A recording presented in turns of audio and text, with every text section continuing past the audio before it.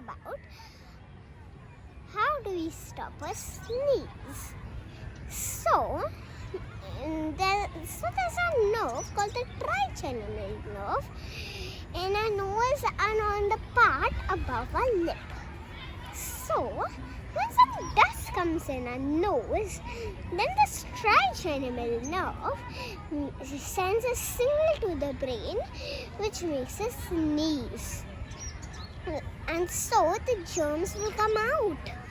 Generally, we shouldn't stop a sneeze, but sometimes we really don't need to stop a sneeze.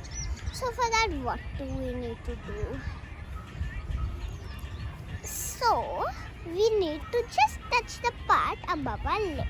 Since the trigeminal nerve is here also, it will send another signal to the brain, and soon the brain will get distracted, and soon we'll forget about the sneeze. And that's how to stop a sneeze. Bye.